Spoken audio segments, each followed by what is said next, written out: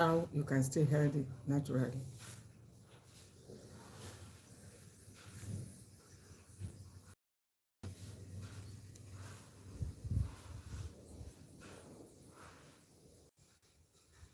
So you are welcome.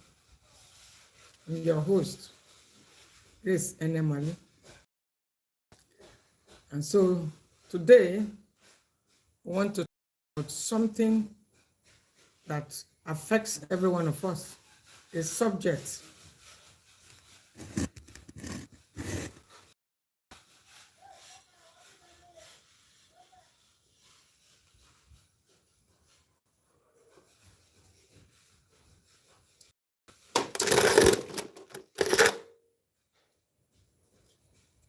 And so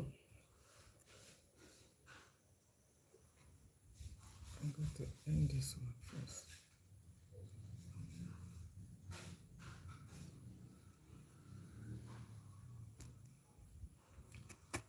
So I want to talk about something that affects every one of us, a subject that is of great importance.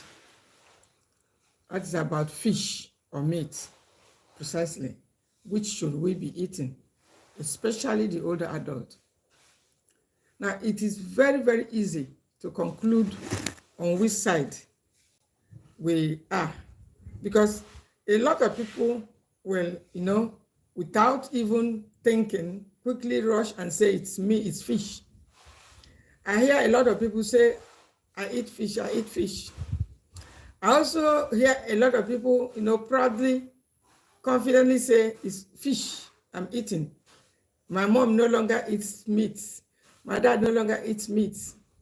So we have put a very bad tag on meat. Well, the purpose of this life is not to tell you to eat meat or to eat fish, because the most important thing is always listening to your body. And research has shown that some people can even digest meat very well, even as they are getting old. And so I'm not here to tell you eat meat or fish, but I'm here to tell you that both of them are good sources of protein. But the idea that fish is always better is not my own idea. I do not belong to that school of thought. Now, let's talk a little about fish. I had a little child ask her mom, is fish meat? It was really, really, in fact, when I heard it, it sounded somehow.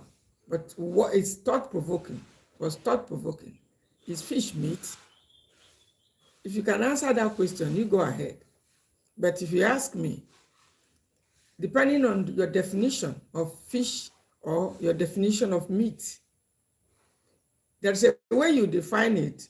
Meat, fish becomes meat because it's flesh of animals that comes with skeleton. That's what we mean by meat. But if you look at it again, in the group of fishes or fish, you still have those that have skeleton, those that have bones, and those that are almost boneless. And so before we conclude which one, fish is not always what you think it is. There are different or diverse kinds of fish. I mean, the names are much. And so it's not enough for you to just eat fish like many of us are doing, especially in this part of the world where we hardly have variety. And so a lot of people are just eating the most common fish we have here, which is panla fish. So it's not even the good one. Some are not even the flowing water fish, because when you talk of fish, we look at the content of the fish, the class of the fish. Is it a fatty fish? A lot of people are running away from fat, and because of that, if you talk of fatty fish, they run away. And if it's a fatty fish, which group or category of fatty fish is it? A lot of people are farming catfish, yes, another fatty fish, and they see it as fatty fish. Some have even confronted me with the question about fatty fish. And of course, you will agree that if you continue to consume fatty fish, which is higher in omega-9, you will soon notice yourself that it's not the right fish. It's not the right fatty fish. Though it has a lot of fat, it has a small amount of protein, but it does not belong to the class of fatty fish we're talking about. And so don't just be in a hurry to say you're eating fish. You get to know the very kind of fish you're eating, because fish or fishes, however you put it, they are one of the most dangerous foods should be eaten. And I tell you why I came to this conclusion. Now, several years ago, while I was trying to take back my health, of course, you know that protein is a building block. We all need protein to repair, to get, no matter the ailment, you need protein. And so trying to get protein has not always been easy, because it's very, very hard to find, especially in this part of the world. I'm talking of protein, complete protein. You get it from meat, fish, chicken, animal protein. Now, when you are looking for protein, most times you look around you, you will agree with me that it looks like protein is very, very scarce. And that is the truth. Diabetics, those managing high blood pressure, the older adults, they are all in this, we're all in it together. Sometimes you just look around you in your home, trying to find out a good protein food that you can have. But most times you find none, except for our popular beans. If it's not beans, it's peanut. It's just, we do not have many variety. And when you are talking of fish, it's also most of these common fishes that we see around, and a good number of them are not even in the category of good fishes. They don't deliver what we are looking for in fish. Why is fish different from meat or animals? It's because they contain these rare omega-3 fatty acids, which you cannot find easily in animal protein like meat or chickens and the rest of it. It's a rare protein and some kind of fat also, which supports heart health, we can find in fish. And it is because of this knowledge that makes a lot of people, stick to fish. A lot of people immediately, especially ignorant people, they just tell you they are eating fish.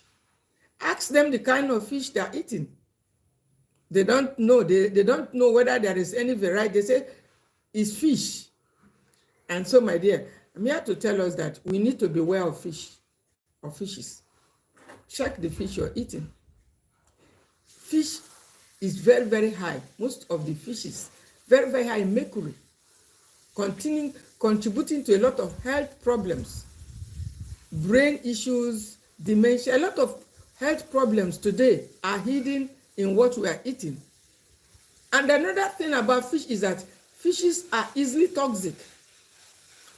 Like I said many years ago, while I was trying to take back my health, I observed that fishes are easily toxic. I almost took them out of my diet, as a matter of fact. And why?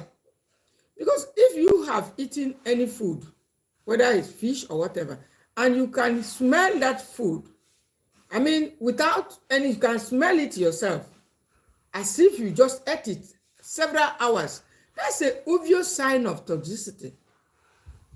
And that's what happens when you consume most of the fishes. They keep smelling around you. And this is one of the best ways for you to find out, even without carrying out any scientific study or research. If you have eaten any fish and you can still smell something about that fish several hours after, my dear, you need to stay away from that fish. Most of them, they do not benefit our health. Rather, they destroy our health. I'm talking of fish.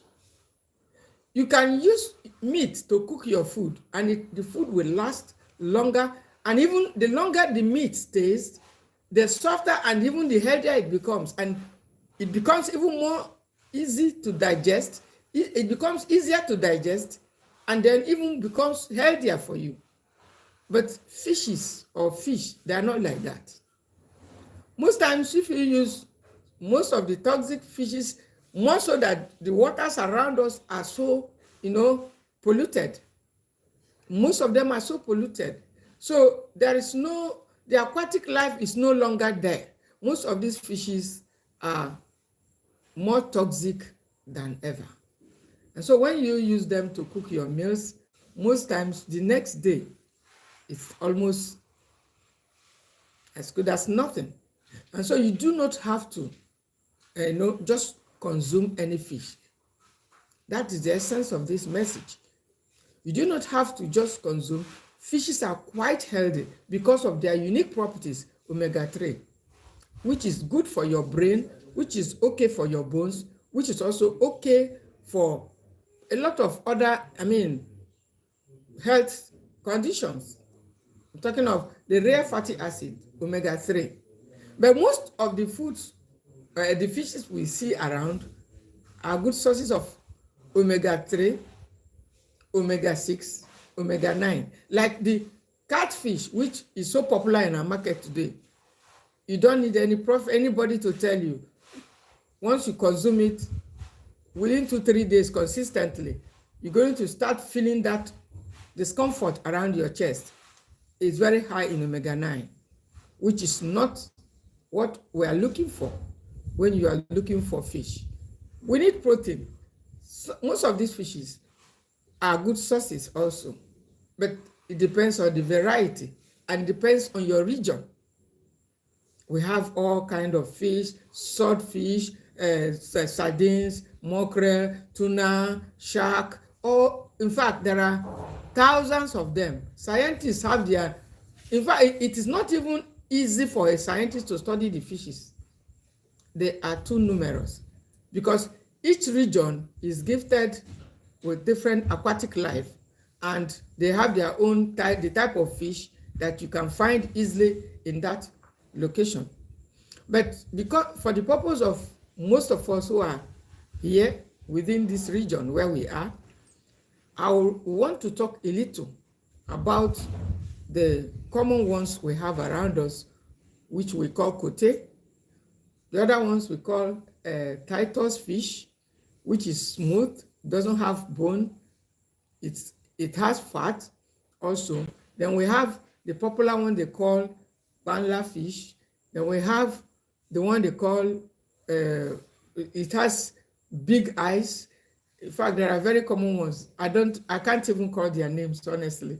I can't call their names. But you need to be very, very mindful of the type of fish you're eating so that you don't bring in mercury into your body. You don't bring in toxins. It is the fastest way to increase toxin in your body. If you're managing any ailment, like inflammations or cancers especially, you need to be aware of toxins, how they come into your body. And fish is one of the, eating the wrong fish is one of the fastest way to load your body with toxins. And majority of them do not even help your health, especially for diabetes. I have had occasion to consume the popular one we call shower fish. I didn't mention that. I forgot to mention it. It used to be very cheap, but quite expensive now. And so the shower fish, which we all know, used to be very, very, you see, it's one of the most common fish you can see around then. But I tell you, it's also it's one of the very toxic fishes you can get around. And it's not a source of omega-3 fatty acids.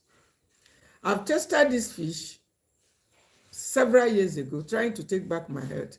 I had to consume it during the period because it was quite, cheap and affordable.